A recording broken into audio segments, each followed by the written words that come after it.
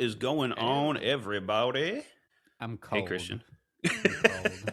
You look frozen. Well, so it went from being 60 degrees yesterday, 60 degrees Fahrenheit, to negative 10 wind chill. That's embarrassing. How does It's it do that? it's a nice 70-degree swing, and I was not mentally prepared for it. Yeah, we're actually doing the opposite here in LA. We got about 3 days and I don't know, 11 inches of rain plus a tornado, and now it's Can you call that a gaslighting us. tornado? It's a zero, but there was some spin. That like a dust cloud. Yeah, Like, well, not even. that's an F5 here. But Fair no enough. one knows better about the LA weather than our guest today. So let's jump right Yeah. into it. Today we have a very special guest with us, Mike Lund. How are you doing, buddy? I am doing all right, and glad that it has dried out here. Seriously, yeah, it got a little dicey with the pool in the backyard. I had to do an emergency drain because it was about half an inch from overflowing and flooding my house. I like to imagine you draining it was just taking like just a fucking 5-gallon bucket and just That's how it started. that's just bailing water out like it's a sinking ship. Exactly. So, Mike, you are originally from Los Angeles, but what area of Los Angeles do you originate from? So I grew up in Santa Clarita, which for Nice. people not familiar with LA, first of all, LA, everyone thinks of as a city, and it is several dozen cities sort of crammed together in one county. Absolutely. And the only thing that really separates cities is when you get out of the LA basin, which goes from the ocean up to mountains and then into the next mountains over. And so Santa Clarita is, in fact, 2 valleys up from what most people would think of as LA, which means, first of all, we're separated by mountain passes. Not large mountain passes, but it narrows stuff down enough that every major earthquake we're cut off from the rest of LA because that freeway falls down. Yeah.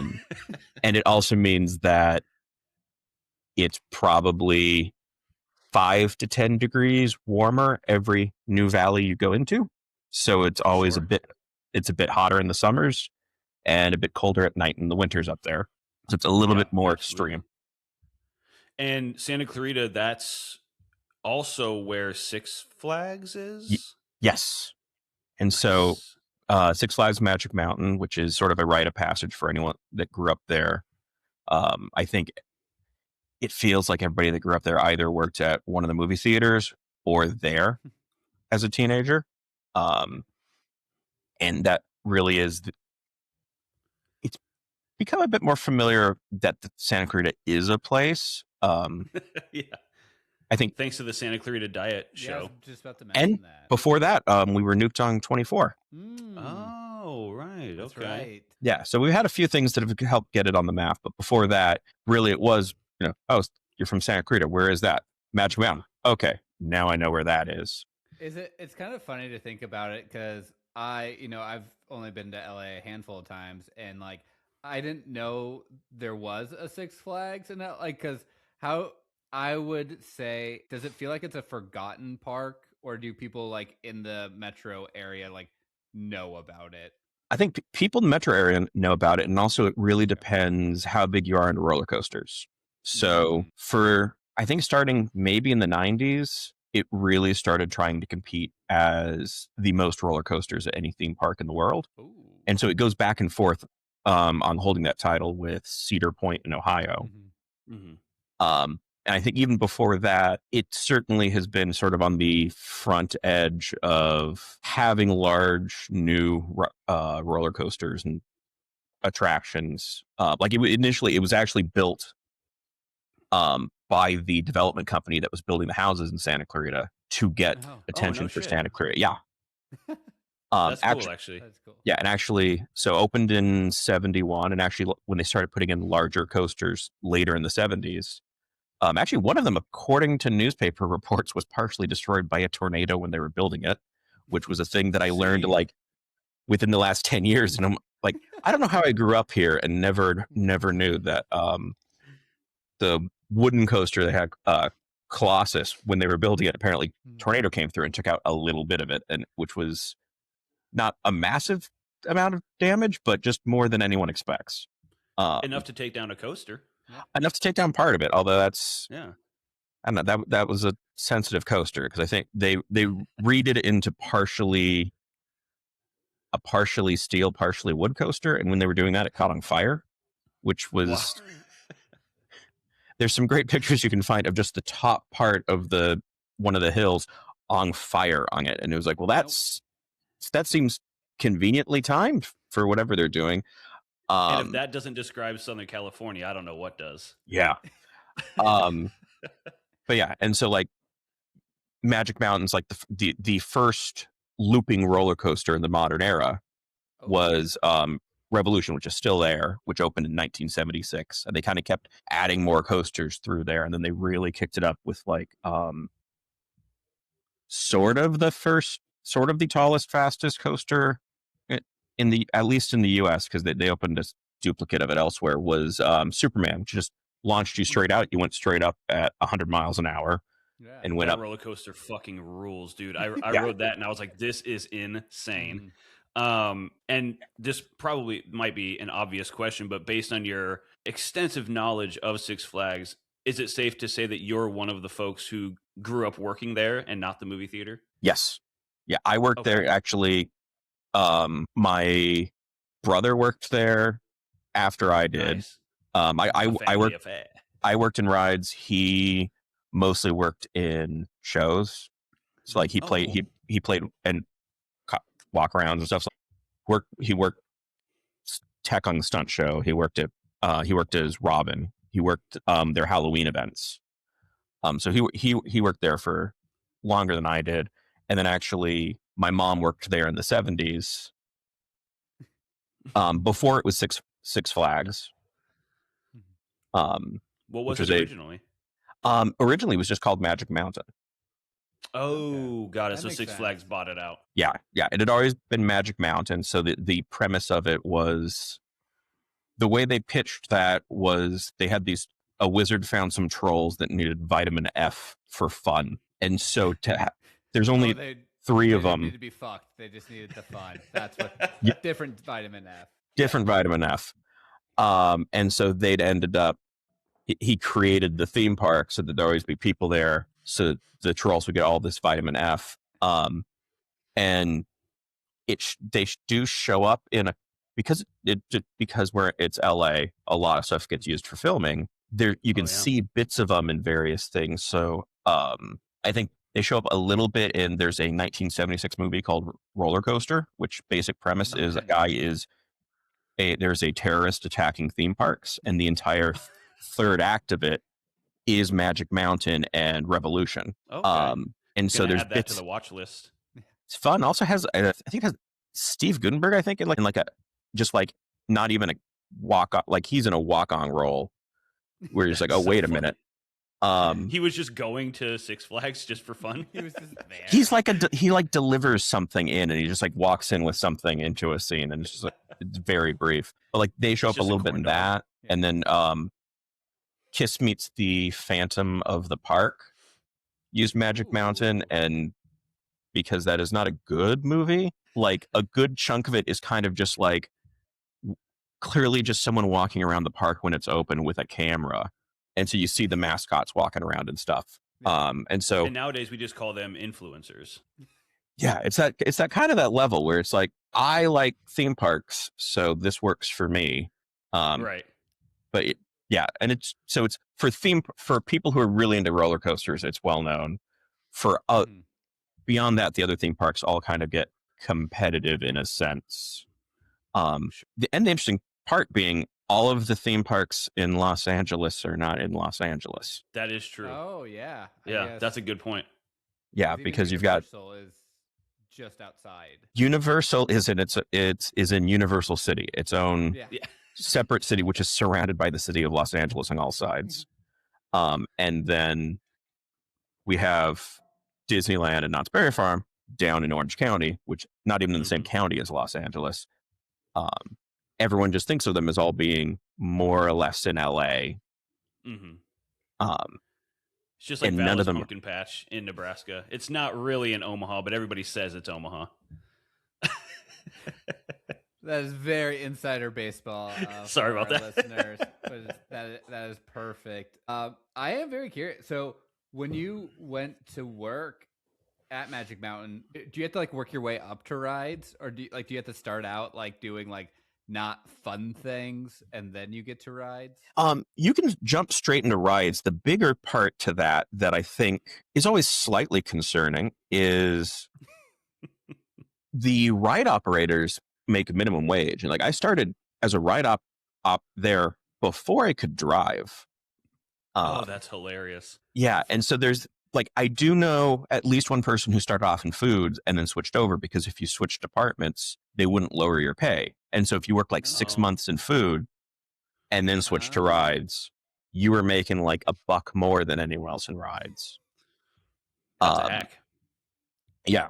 But it's like, I did not want to do food service. So I worked rides and started off working the bumper cars, which actually they may have changed in the last handful of years, but for a long stretch actually was the last spot that the troll mascot showed up on the exit side. It's one of the trolls driving a bumper car.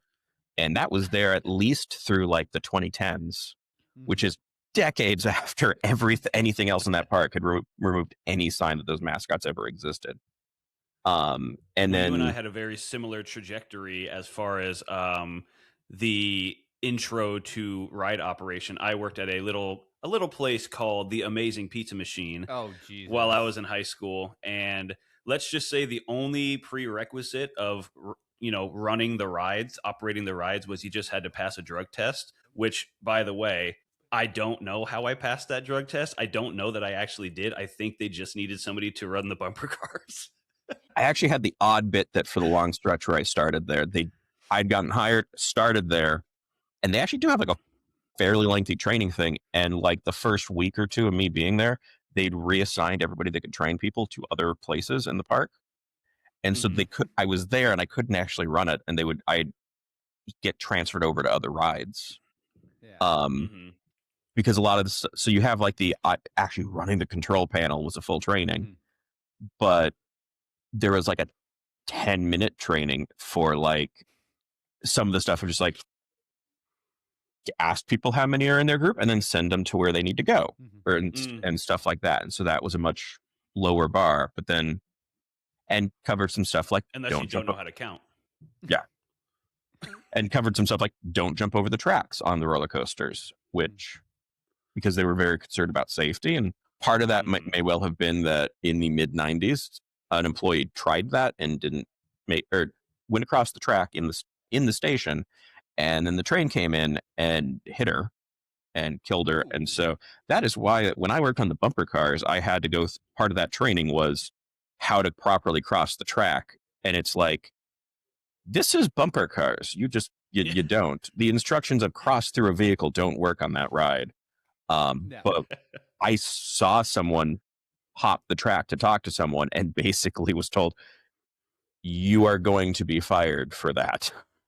Like on the spot. They did take the safety very seriously, which we could not afford another lawsuit. Yeah.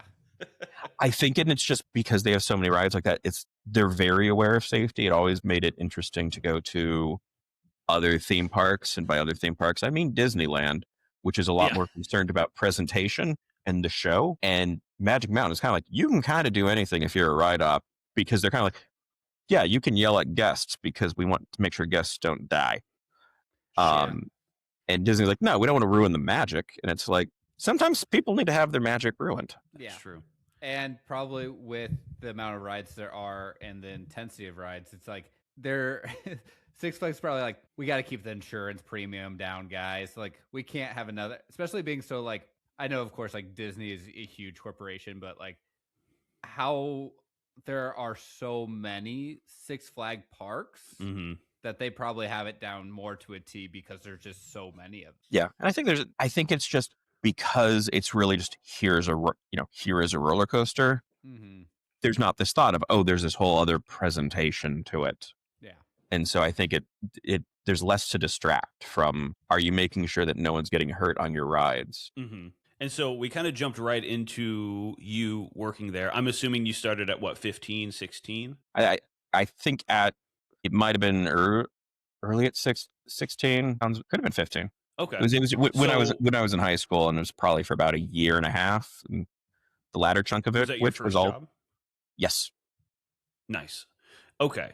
So we jumped kind of right into the teenage years, but I'm the king of taking it back. So I'm going to take it Taking back it a little back. bit. We're going to take it back because one of the things that I've always said about LA or the surrounding LA area is, to me, in my opinion, it's kind of an adult's paradise or playground where if you're an adult living within Los Angeles County, it's incredible. There's concerts every night. There's this, there's that, there's all these things, right? But what I don't understand, because I wasn't here, is what is it like growing up here? So can you kind of describe what it looked like when you were growing up in Santa Clarita? So it was definitely interesting because like Santa Clarita is an area that my parents moved shortly before I was born because that was how far out they had to go to afford a house. Right. Um, because in the 80s you could still go further out and afford a house. That stopped somewhere a couple decades ago. Hey, Stockton is just right outside of LA now. The affordable part of LA, Stockton. Yeah, you don't pay with money for that one. You pay with your life. But yeah, and it was through the 90s. I am very much a nerd in many ways. So like I had like a book of like records, and Santa Clarita was in that when they had like various city top 10s in the US for fastest growing cities, because the oldest parts of Santa Clarita, like the oldest continuously operating restaurant in LA County is in Santa Clarita. And that like you can see parts of Santa Clarita in like old Chaplin films and stuff like that. Buster Keaton films. And at that point, there's a train station, which is in Chaplin's The Pilgrim, and you get a few other things with like the very central downtown thing. Santa Clarita as a city didn't become a city till '87, so I am in fact older than the city, barely. That's cool. But it was building up, and it's continued to do that. And so, like, there's a lot of areas up there that I grew up where it was like one of the nearby high schools when I was like junior high-ish or something. My brother did community theater up there, and they were doing stuff there. My dad and I would go up to a street near us and look at binoculars to see if they were on their way home or not. And because we could see it, but there were no roads connecting to it because they hadn't built it all up, and it's all connected and there's more houses in there. So a lot of it's just been watching a lot of areas that weren't connected or straight up didn't have houses fill in. That's pretty cool. And so like, when I was really little, like we had a fire, because that is one of our seasons here, pretty much across the street, because we're on one kind of edge of our the development that the house I grew up in is. It was pretty much like we're at the end of the street, and then it was brush. There was the fire. And several years later, everything that was beyond that developed into another housing development. So the housing development back up against one another.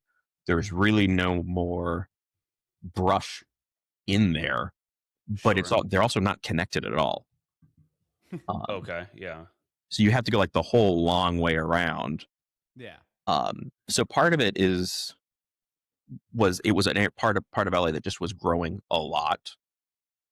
Part of it that I think of as a very uniquely LA thing is I think most kids go through a point where you start realizing that what you're watching isn't really real. And I'm going to expand that to animation as well. We were like, okay, I'm watching this, but this is all just like made up for a story.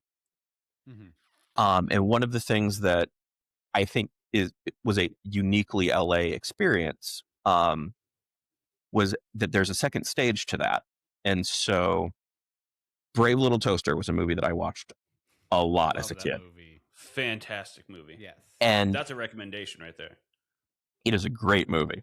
And watching it as a kid, there's a spot where they mention, because for anyone who hasn't watched this, watch it. But it's basically in a pre-Pixar world, it's, hey, this bunch of appliances are trying to find their owner, which feels very much like Pixar just did that with a bunch of other objects over time. And in it, they need to find his address. And the address is on McBean. And as a kid, I went, I know where McBean is. And then I got a little bit older and I was like, okay, it's a movie. I don't really know where, that's not the McBean I know. Yeah. And then and this probably would have been like at the point that I got access to the internet. So probably either junior high through school or high school at home, was discovering, wait, no, that is the McBean I know. And that's because Cal Arts, which has been huge in animation forever, is on McBean in Santa Clarita. And it was like, oh, wait a minute. So that actually is the place I know. Yeah. And there's a lot of that. I was going like, oh, wait, no, the places that I know are actually that. And then at least for me growing up, because my dad ran a small business, so it meant that like we didn't really have large family vacations, but being in LA, effectively to the other side of the LA metro would be our yearly vacation to Disneyland. Nice. Because it meant we would go down on Friday night, have Saturday most of Sunday, and then head back. So there was a little bit of being spoiled by that. There was a lot of stuff like that around, that there were the theme parks around and things like that. Yeah, growing up, being so close to like, I'll say quote unquote Hollywood, did you like realize how like it was just on the other side, like, well, other side of the mountains? Or did that, like, for me and Damien growing up in Nebraska, Hollywood might have, like, LA, Hollywood might as well been the moon. Like, I would have never know anything about, the stars, or like, I'm just going to say Britney Spears because I'm just throwing that out there. She would like nowhere, but like, you're kind of right there. Did you realize that, like, as a kid or like as a teenager? Did you? Definitely, in large part because it spread out.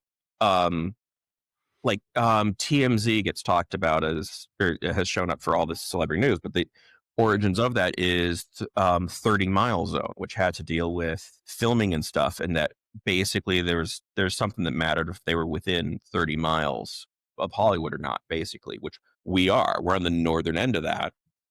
It's like, my parents have stories when they first moved out there of like they were filming Christine, and like the gas station that blows up in Christine actually is relatively close to the aforementioned oldest restaurant in LA. Or Vasquez Rocks is not within the city of LA, but it's in the Santa Clarita Valley still. Which is in a bajillion things. And continued to have filming going on. So it meant that like I distinctly remember having a friend call me up one night, I guess it would have been just barely after high school, I think, of like, hey, can you see those weird lights on the horizon? And from where I was a different spot. I'm like, nope, I can't. It's like, it's weird. It's like it's War of the Worlds or something. And then the next day, my mom's like, oh, it was in the newspaper. They are filming War of the Worlds at Vasquez Rocks. That's awesome. It's like, oh, that's exactly what that is. It's like one of the, not my elementary school, but one of the ones nearby was the elementary school for Nickelodeon shows The Secret World of Alex Mack. Ooh. Oh, right on. That's pretty cool. Yeah, and so there's a whole bunch of these. One of the high schools is in the late 80s, early 90s movie Pump Up the Volume. Nice. And is the high school for that. And so there's a whole bunch of those all over. And it kind of even goes back to, I think the connection is even present in that, like, the district that covers the junior highs and the high schools is the William S. Hart School District, which is named after William S. Hart, who was a silent movie cowboy, basically. Oh, Right. And so, like, one of the, like, this is our standard field trip kind of things was to Hart Park, which is still up there, which has his house up on a hill, and does date back to. So there's been that presence there always, and then there's a lot of people that just work in the industry. I've got two uncles that both work in the film industry. Nice. That's cool. My aunt's worked in, I think, more on the TV side of things, but entertainment industry. So you just also have this thing of you run into people that are connected to that one way or the other. Yeah, like think about like if you ever stay and like watch the end of a film and the credits are going, all those people need a place to live. Like the best boy needs the place to live, and like they're not making enough to live in Beverly Hills, so they commute in from like a place like Santa Clarita. Yeah, and there's definitely been movies that I have watched and then got to wait a minute. I know who that is.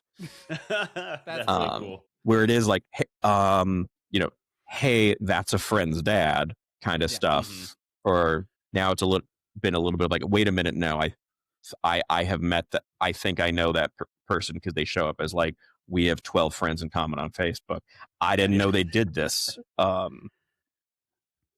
So there's definitely that element of it, and I think I connected into that more the very end of my teens, right around 1920, because I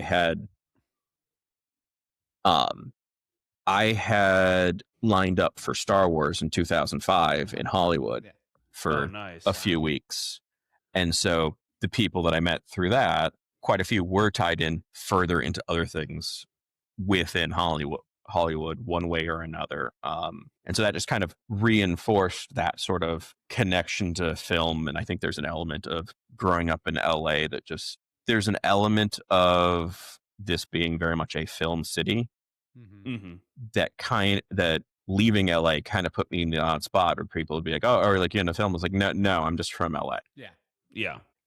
I guess I'm stealing Damien's, taking it back a little bit, and I definitely want to get to your post LA and like leaving this of like. But as a teenager growing up, were you making the trip down to like LA city proper, or were you mostly just kicking it around Santa Cruz? Damien kind of mentioned like concerts. Like there literally is a concert I want to go to every night in LA. But were you doing those kind of things? I didn't start going to concerts until like my mid 20s. I think I was not I was a bit more introverted, stay at home. And there was just a lot of like, we kind of just stayed in Santa Clarita until I was pushing myself to go out of it. And part of it is, we are in a valley and kind of separated off, and it's a ways down. To go to other things in general. Other people were, but certainly like I wasn't. Certainly I think there's a bit of a known issue that there's not much to do in Santa Clarita. If you are still just like stuck in Santa Clarita. I think we had a stretch of problems with some bored teenagers when I was older that were messing around with us that ended with a drive-by, which was unpleasant. Yeah, it was nonsense to happen in Santa Clarita. Kind of stemmed from they were bored and didn't have something else to do, and just started. It was kind of like, we're just going to mess with this area and then just keep doing it, and it escalated over the course of like 2 or 3 years.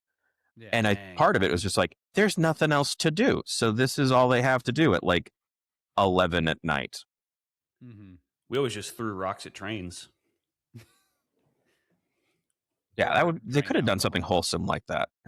And I actually, Santa Clarita has been in the news recently because there has been apparently like large get-togethers of underage teens drinking somewhere up there, and they're like, this is a problem, and it's like, there's nothing else to do. At a certain point, it did become, there was a curfew that applied to under 18, I think. Oh, damn. Which I was not the kind of person that had to worry about that, but slightly after that, like college age, when it was just like with friends of like, oh, let's do something, and would kind of turn into like, well, what are we going to do? And especially since most people were still living at home because that was within the budget, it did also turn into like, okay, well, this time, do we want, which of the three Denny's do we want to go to? Because there's not much else.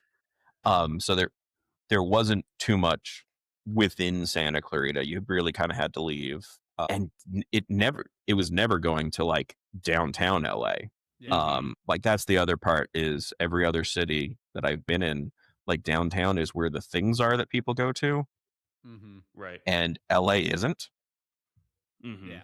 Like there's a little bit now. They've built up a bit over the last 15 or 20 years. But yeah, there was never really a heading down there. And some of that possibly is influenced by like one of my earliest LA memories growing up. Was the LA riots on the news. Was it the riots? Right. More reason not to go down there. Yeah, and that was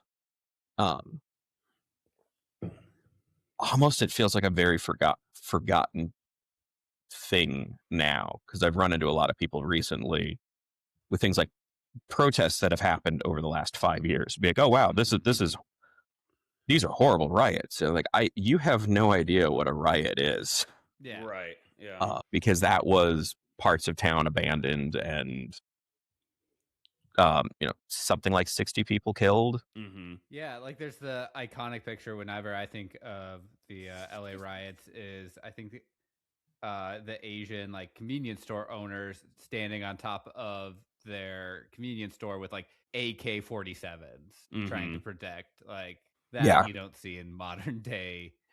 And a huge part of that was because the police just abandoned them, and I think a lot of them didn't have insurance. And I think I'd seen something talk about like the white business owners just locked up and were like, I'm insured, and went home to the valley. And it's like, I can go back to the San Fernando Valley and just see how this wait for this to be over. But for people where it's like they're fully invested in that and the police left, like a lot of what happened was the police didn't really announce that they had withdrawn from much of the city of Los Angeles. They just did it. And so there's helicopter footage on YouTube, which is of like at Florence and Normandy, which is South Central LA, where people are driving through and do not know that the police have abandoned several square miles of the city of LA and are just getting pulled out of cars. And at one point someone fires on the helicopter. Jeez. Like you see someone come up on a motorcycle and then aim like a shotgun or something at the helicopter and fire. And so part of it is the guy trying to like report on what's going on. The other part is like, well, someone contact people that this is happening. Like that, they need to tell people that that they should not be driving in here. Yeah. It needs to be on like every radio station, because people still listen to the radio back then. It was because that was at a point where, and it was only like the one helicopter, because this is before LA became land of the car chase. Yeah, there was just one yesterday, actually.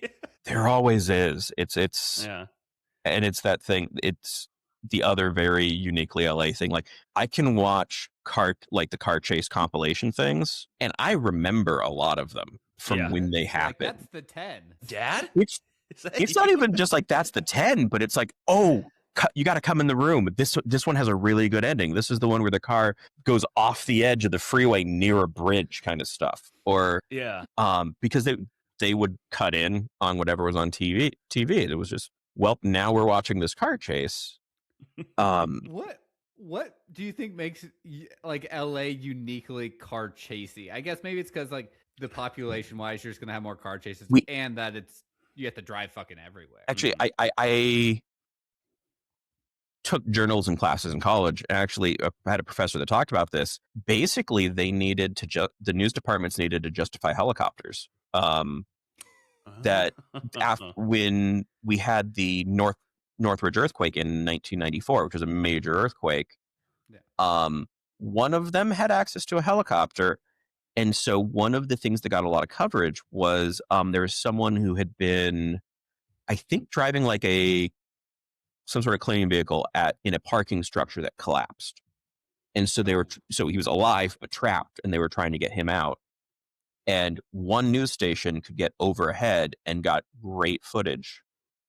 And every other news station said, we need a helicopter, and then got it. And which is great when there's an earthquake or a fire and you need we need coverage of this. And the rest of the time, they have nothing to do. Yeah. However, they are now making helicopter payments and need to justify this. And then you get the car chases. Okay. That makes sense. I wonder with that then, especially with drones becoming such a thing, if that's going to be now we're just going to get like drone footage of car chases. I don't know how well they can keep up, but it definitely it was very much like it's a Southern California thing, and it kind of stems out of that. Was they all had to justify having helicopters, and so it became what was on TV. Yeah. Well, you're very obviously a Californian and a very great California historian. And now what I'm curious about is, now that we've covered a lot of like the past of kind of seeing the birth of your hometown, you kind of saw it, explode into what it is today in real time. I know you've also lived all over the place. And so at what point did you leave Santa Clarita / Southern California? So I had done some more extended, like 2 to 4-ish weeks at a time. After high school, to Australia, which was kind of like the first large trips I had done. And that was because, at the time I was dating someone in Sydney that I had met online. And so after high school was like the first time going to go meet. And because I was staying with her family, meant that really the big expense part was just the flight. And when I didn't have other commitments, it's like I can go for, 3 weeks and it's not a problem. So I'm not running up massive bills on that. But I didn't actually then move away until I did college, still living at home and commuting to Cal State Northridge. So one of the many, yes. I don't know how I know that, but I do. Possibly from the one time we were in March Madness. Other than, probably.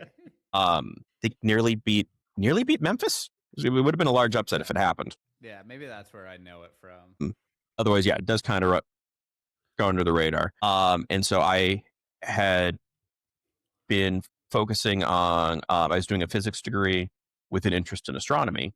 Ooh, cool.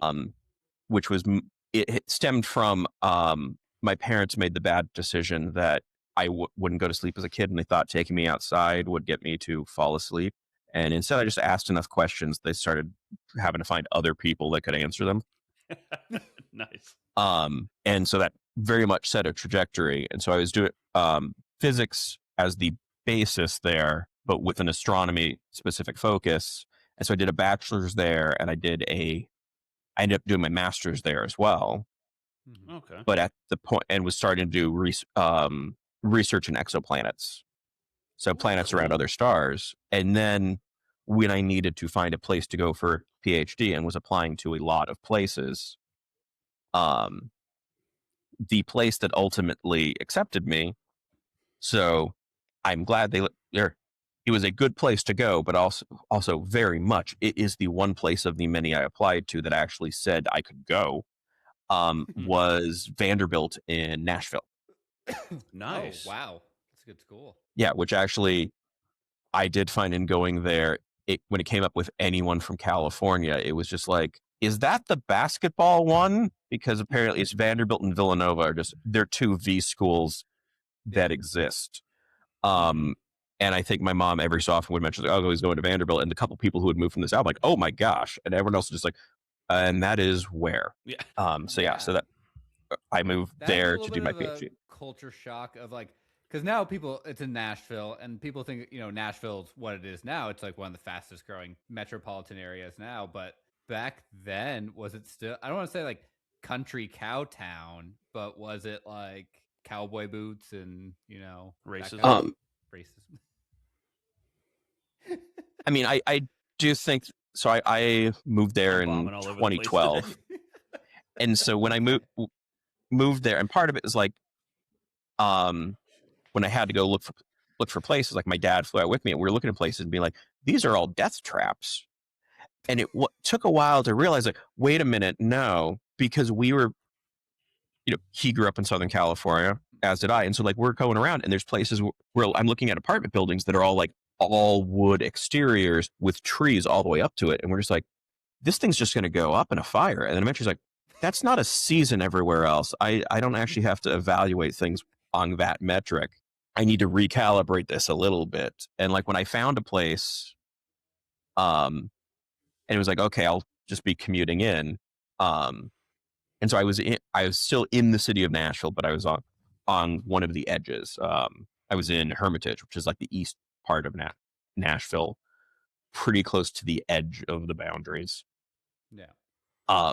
And part of it was just weird because it was like I could drive up the street, and on one side's a shopping center, and the other side is just like some horses, which was strange. But I kind of viewed it as I was sort of in the more suburban, like chain restaurant belt around Nashville. Sure. And I'm like, okay, these are different places, but this kind of maps. So moving there was like, okay, I need to figure out what's here. Like I know when I went, and a bit of was cultural differences that showed up. Like I went to an O'Charlie's, which covers a lot of like the Midwest, and I don't fully know where its boundaries. And I always think of Tennessee as kind of, it's where the chain food of the South meets the chain food of the Midwest. Yeah, sure. And I kind of had gone in and I'd asked to see a menu because it was just like, you are 2 blocks from my apartment and I don't know any food places here. So I'm just hitting them all. And I'd gone in. And so I had done that, which is a weird thing in a non-touristy area, I guess, for most places, for someone to just be like, I don't need to know I don't need the takeout menu. I just need to know what kind of food you have before I know if I would like to eat here. And so like and then went and sat down. I'm there by myself. And like one of the assistant managers came over and just kind of sat down and talked to me because it was clear like he's not from here. Mm-hmm. And it was definitely something that it was not something that I would have expected. I kind of got it kind of feels to me like LA, most people figure that we're all busy. So I don't think of people as rude, but everyone's just kind of like, we're all doing our own thing. Right. Yeah.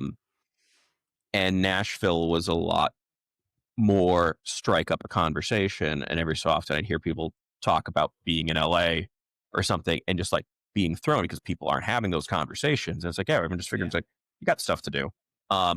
Do, with Nashville being a lot more people had moved in, I do remember being near campus and just overhearing a conversation between like 2 sorority girls. And the only line I heard was, I didn't even own 1 pair of cowboy boots before I moved to Nashville. That tracks. Yeah. So that stuff was definitely present, but also so many of the people were not from Nashville. Yeah. Or not from Nashville, not from Tennessee. So Nashville is very people from outside the state influenced compared to if I, was going further out, which I didn't do too much. Okay. So by the time you were there, it was becoming the city of transplants. Yeah, I think there was already an annoyance at the time I got there of all these people coming in from elsewhere. Yeah. So I, like, for example, I lived in Denver for a little, or Denver area for a little bit, and it was very much like that. It's like, no one's actually from here, and then you actually eventually do meet someone from there. They're like, oh, I hate it. And as you probably have heard, all of these fucking Californians, man. Yeah. Just leaving California, making things expensive here. They have not found Omaha, Nebraska yet, though. I'm not sure why. We're doing our best to introduce Californians to Nebraska, though. We're doing our best. Maybe someday. A lot of Nebraskans are in California. That's true. If that counts. Yeah. Yeah, and I mean, at least for Tennessee, I think we just brought In-N-Out has just opened in the Nashville area, like within the last month. Because I'm seeing people there just be like, why are these lines this line? So yeah, those die down soon. Not in LA, they won't. Yeah, I was about to say, and because I was in Denver when they got In-N-Out, and the lines were like initially like 2 hours, and they're still, because they do it enough where like they only like sprinkle like 1 or 2, and so they keep up the demand, or like there's always a line because there's just not enough quite yet. Versus like I guess even in LA there's still not quite enough. Yeah. Yeah. I don't know. Or I every guess time I go. don't know how their prices are competing, but one of the things that threw me when I moved to Nashville was because the benefit of In-N-Out, really, in my mind, is it is quality food at a cheap price. Right. Mhm. And too many people do like, well, I'm going to compare it to a $20 hamburger, and it was like, Yeah. no, compare it to a burger of that price. It's a really good deal. Mhm. The claim is not. It's not. And actually, when I went to go visit the Vanderbilt campus, one of the people was Californian. That was the group that was like taking the people that were visiting out to Yeah. get food at the Chili's near campus. But I do remember being like, just what would be the place I would go when I come back to LA to eat? And I'm like, In-N-Out. I was like, thank you. And apparently Yeah. he'd been having this conversation with people there, and just he was like, no, we have someone else from LA. What would be the spot to go? And I was like, yeah, it's that. But in Nashville, there was like when I was there was multiple options that were like, oh, this is really cheap and sufficiently good. So like both Cookout and Steak and Shake were great. And like they didn't open a Steak and Shake here, and it had like half the menu and twice the price. And it was like, yeah. Like, I don't get why this is that good. And it's like, because I was paying $5 for it for the full meal in Tennessee. Like, that was great. That at that point, it's not great at the price that they were paying when they opened one in LA, but there's enough of other cheap food in Nashville where I'm like, I don't think that it's going to have that same foothold over time. So I'm expecting those to die down. I think I was there when they opened, like, may not be the first, but they opened like a Taco Bell that ended up with like a line down the block for the first week. And it was just like, all right, I just have to avoid this street for a little bit. But then after a couple of weeks, it was never an issue again. Once they changed that menu, nobody's going back. Yeah. They do it all the time. You get rid of all of our favorites, Taco Bell. Why do you do this to us? That is true. They're very, very seasonal. I will say In-N-Out, we've talked about it a lot on this podcast for sure. Shout out. I will say In-N-Out in California, much better than In-N-Out not in California. Yeah. I don't know if it's just quality assurance of it, or if it's just like, for me, it's just like, well, I'm in California, I need to eat In-N-Out, versus if I had it all the time. It's the like freshness of it, like novelty. Could just be the atmosphere of LA too. I mean, coming from Nebraska, it's cold and wet and whatever, and then you come here, the sun's shining, you get this nice fresh burger. It hits a little bit different. Yeah, the influence of the LA weather in general for the other parts of the country is, I do remember, I've seen this stated, I don't know if it's true, that basically the weather on New Year's Day would impact how many people would move to California, because you would have you'd have the Rose Parade and the Rose Bowl, and you'd have a bunch of people sitting in -10 wind chill, looking at people in t-shirts going, why do I deal with this? Absolutely. That was one of the big things about me moving here. It was like, I don't want to shovel ever again. Yeah, and like, I was not prepared for dealing with snow. Like, there was things where I was never taught that if it snows, you need to remove the snow from your car while it's still snow, otherwise it's going to be ice. Yep. And I had a very bad morning scraping ice off with like a gift card, just to get enough that I could see out the window, to then drive drive the quarter mile to like a Walgreens, buy an ice scraper from a woman who's like, oh, I was really glad I had this morning. I'm like, lady, I am here very unhappy buying an ice scraper, and there's several inches of snow out. AB, I don't want to hear about how nice this was to have this morning. Oh, was it handy for you that you had it? Thanks. Yeah. I bet. Yeah, or dry, freezing rain, which I didn't know existed. And having situations like walking back to my car, and I get back to my car and like, well, now my backpack's coated in ice. That's strange. Or I had movie tickets for something, and we had freezing rain, and my car was encased in ice. and I kind of cleared enough to see and then went. Probably wasn't a great idea, but then again, no one else was on the road. Somewhere in the 20-minute drive from where I was to where I was seeing a movie, like eventually the antenna on my car was able to break the ice enough to extend, because it was one of the things where it couldn't. It was encased in ice, and at some point it finally loosened it, because I noticed when I got there I had like one little triangle of ice missing, and the entire rest of the car was still covered. And it was like, this is really stupid weather.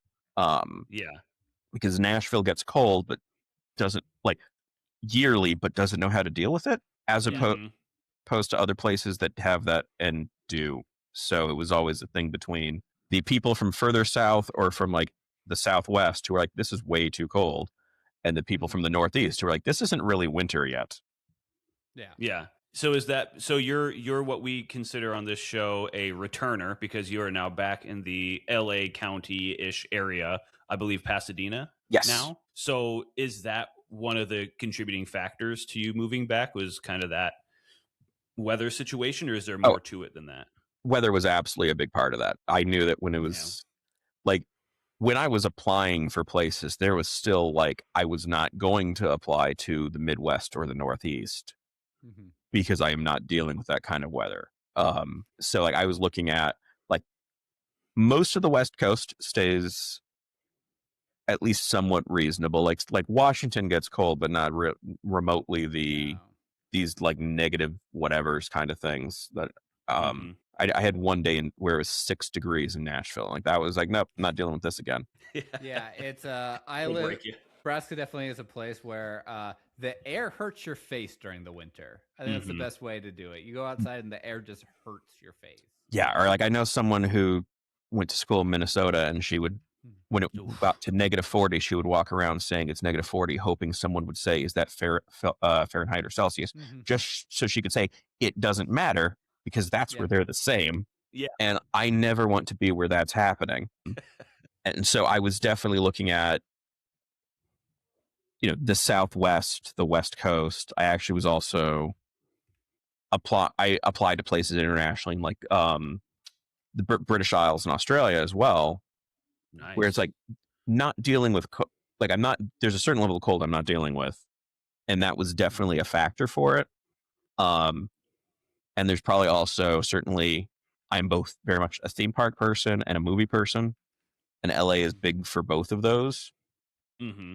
Yeah, you were talking about working at the theme park, and I was like, well, that's a good summer job. And then in the back of my head, I was like, oh, wait, theme parks are opened all year long if you're not in the Midwest. Yes. Because you get like a solid 3 to 4 months. Like we have theme parks here. And you're like, oh, yeah, you may be like beginning of May, and then the ends in like September is the theme park season. Like it's a good summer job versus like the theme parks in like, Magic Mountain's open all year long. Yeah, I think they at some point went from like every weekend to actually like, no, we're open through the week as well. But like for us, seasonal theme park is, during winter they're only open on the weekends, not it just closes for 3 months. Which contrasts like actually one of the like these premium rides that you have to pay for extra that Magic Mountain had shut down here in part because there was one of them in Ohio, I think, that snapped in half in winter. Oh, jeez. Because it's basically because it's basically the slingshot ride of like 3 metal poles, and it just shoots you up in between them. And it was not like it was off season, so it wasn't like it snapped and someone flew off of it kind of thing. It just, but it just kind of like, well, it was really cold and the metal broke, which is not great. But I think played a role in the one here being like, we're just going to get on this one before it becomes an issue out here. And certainly like it also kind of more broadly in that is it's like, at least in terms of like earthquakes, which LA is known for, like the great part with an earthquake is after the earthquake, you just go outside and it's like 70. And not raining or anything. So like when we had the Northridge earthquake, we were out of school for a couple weeks for them to get power back on. We just would go to the park. Yeah. Just Like hang it out. wasn't that thing where it's like, oh no, the hurricane's coming through. What are we going to do? Well, we better not go anywhere else because that's outside. Mhm. It's the niceness of a disaster where it's like, oh yeah, if you're just at the park and this happens, you're perfectly fine. You can go about your business. Right. Yeah. So we are coming up to the end here. So I kind of want to tie it all together with a question, but I'll let Christian, if you got any last things here, Christian, go for it. I'm trying to think. Oh, I got a question because Damien didn't know the answer to this, not pertaining to any of the really the podcast. What are you supposed to do during an earthquake? For me, usually it's see if I can be the first person to post on Facebook that there was an earthquake, and I usually get there. Okay, that's the official California response. Yeah. If it's a good one, then it's usually to make sure that you are where stuff won't fall on you.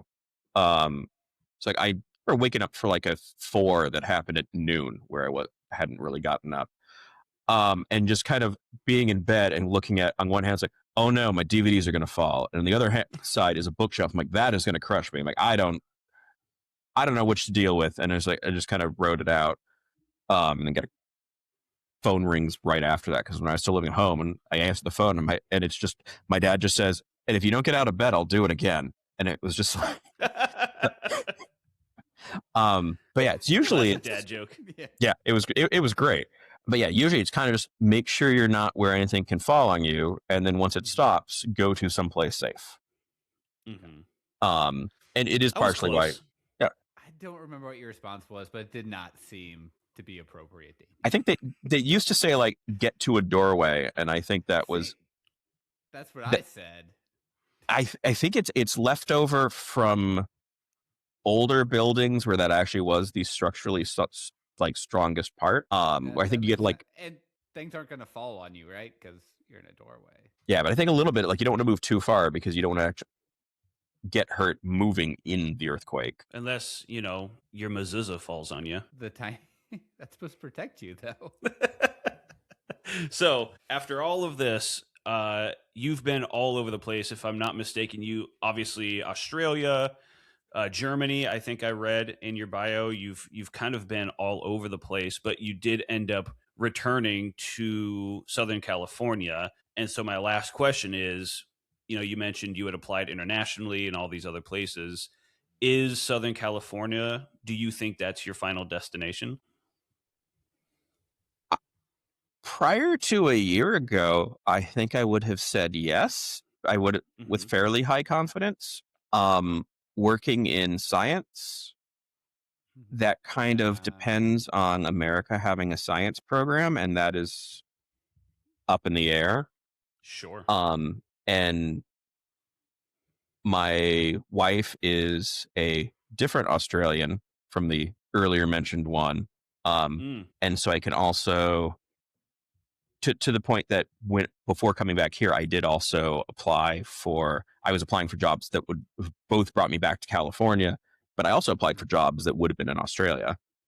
So I can certainly see that. Like I feel comfortable there. There's the climate is very similar to Southern California's.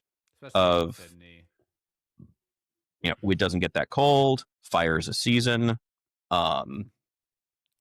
So it's a place that I definitely could be comfortable with, even though there's a bit of adjustments.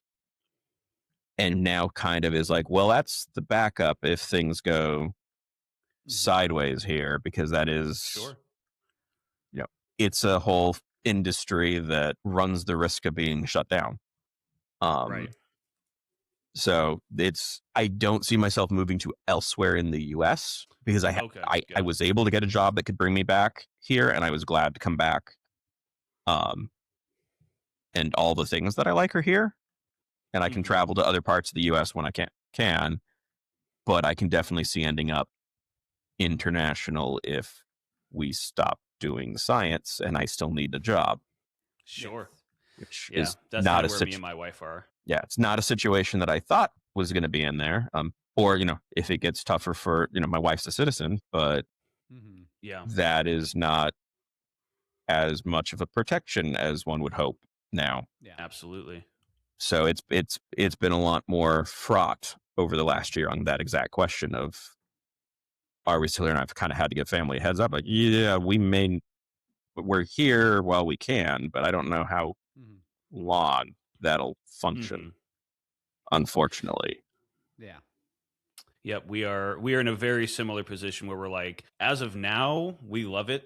LA fucking rules, and I don't see a reason why we would leave, unless, of course, something like what you're talking about happens, where our way of life and our ability to provide for ourselves suddenly changes, which is certainly something that is potentially on the docket for us, seeing as how there are now things that are trying to make nursing not a profession, so to speak. Professional school, yeah. Yeah, and it's like, oof, that's going to have a really bad impact on Southern California in general. So yeah, and we're up in the air as well.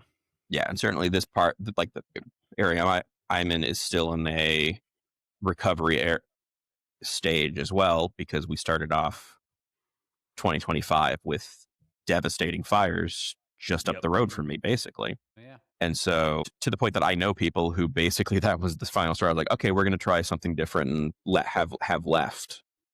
Yeah. Fair, very fair, very fair. Yeah. Other than that, I think I just wanted to give you the floor to give you the opportunity to plug anything that you want to plug. I know you have a podcast. I know that you are on social. So if you wouldn't mind taking it away on where people can find you and where they can listen to you. Yeah. So I do a podcast with a friend of mine, which actually we grew up around the corner from one another. So I've known him since I was like 5 or 6. A retro video game podcast called The Old Switcheroo, where we are using Nintendo Switch, and the Nintendo Switch Online basically gives you access to right now it's just over 300 retro games from Game Boy, NES, SNES, N64, Game Boy Advance, the Genesis, and then the Switch 2 added in the GameCube. And for reasons that are beyond anyone understanding, we'll also be adding the Nintendo Virtual Boy in a couple months. Oh, okay, cool. The forgotten Virtual Boy that was a tremendous flop. Yeah, it is a weird decision. And so every episode we are checking out one, maybe 2 of those, as we're just trying to work through that, which, especially for me, it's a lot of games I never played. He's played a lot more of them previously. And so we're about 100 games in to that catalog.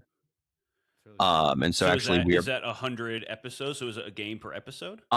We have scaled it down a little bit to be doing like 1 game per episode usually now. We have a lot more of 2 or 3 game episodes in the past. So we're at about like 60 episodes, and there's some filler, some off-topic episodes in there. So you can find that anywhere you find podcasts, or by going to theoldswitcheroo.com/follow and find links to wherever we are on that. It has been very fun to do. Go through a lot of games. Played my first Zelda. Gearing up for, actually, our season 4 will start January 14th, which I'm not sure that'll be before or after this will actually come out. Which will be Majora's Mask from the N64, and so that has been a fun thing that we've been doing the last couple of years. We lost him. All right, bye.